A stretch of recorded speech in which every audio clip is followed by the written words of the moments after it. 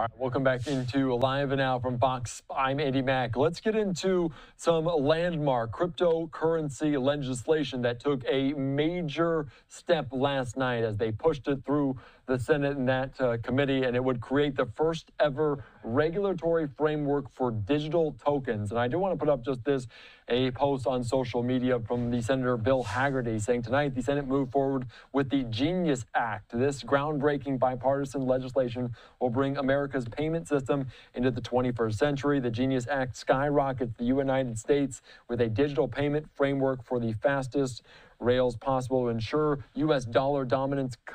Customers will be protected. The demand for U.S. treasuries will balloon to the tune of more than $1 trillion. Let's bring to the conversation more on this. Marketwatch reporter Francis Yui, thank you so much for joining us here on Live Now from Fox. Let's get into a little bit of the basics because I know cryptocurrency can be complicated. What exactly is a stablecoin?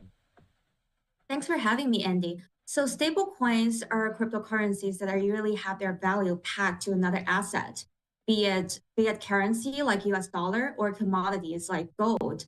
And right now, most of the stablecoins are actually having their value pegged to the US dollar. I would say probably 99% of stablecoins are dollar backed. All right, that is so very interesting as we get into some of this. And let's get into the Genius Act because they're bipartisan legislation. It is a landmark cryptocurrency as they've been lobbying to make this thing. How big of a deal is this? And can you get into some of that framework? Sure. Apparently, we still need to see it to be passed. It needs to go through the Senate. It needs to go through the House.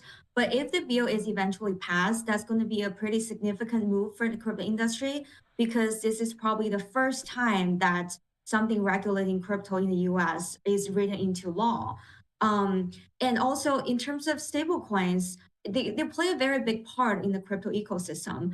They support crypto trading. People usually park their money in stablecoins when they go in and out trading cryptocurrencies instead of in US dollar.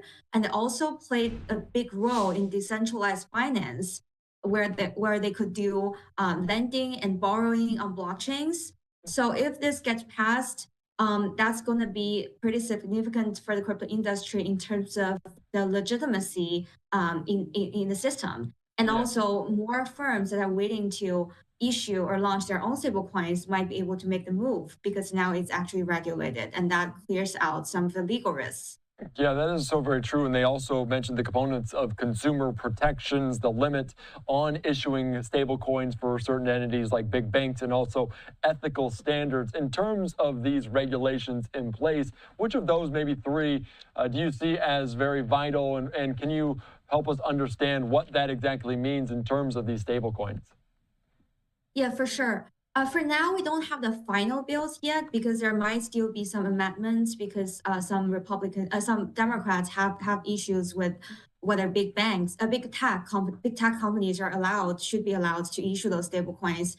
And there are some debates about whether the elected government officials like Trump should be able to issue their stable coins. But the core of the bill is bipartisan, and it mostly focused on testing the reserves of stablecoins, making sure there are enough dollar backing of the stablecoins, and also it focuses on establishing federal and state level of a regulatory framework for those stablecoin issuers. It also put in some place, as you mentioned, for consumer protection. So consumers could be more confident when they use or trade those stablecoins. Yeah, that is a very good point. And I think a lot of people are also asking why now, because the effort and the move to legitimize some of these stable coins, Bitcoin and whatnot, has been a long time coming. It's been the wild, wild west without regulation. In terms of the timing, why now? And maybe is it too late too? That's a great question. I think part of that has to do with Trump being in the office because he called himself a crypto president and he appears very friendly to the crypto industry. And he's now working to establish some of the regulatory framework for the industry, which the industry loves to see because they were complaining that the previous administration was a little bit too hostile to the industry.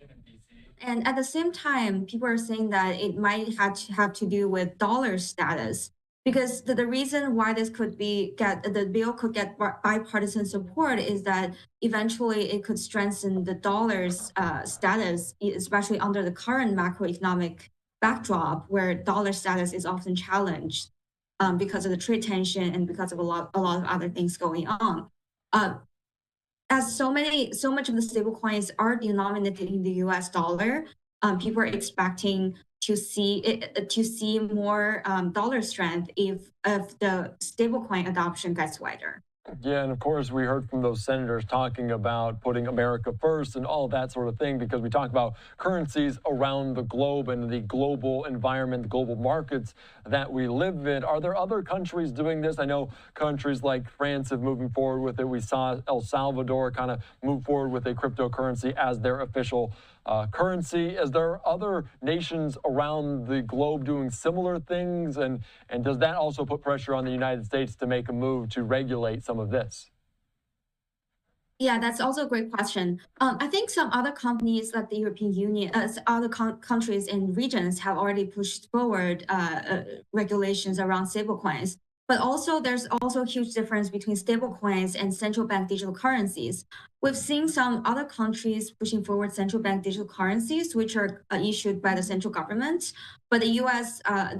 Trump has said he does not want a central bank digital currency. Instead, he wants to establish a regulatory framework and to embrace more stable coins issued by banks or even some companies that are involved in the finance space.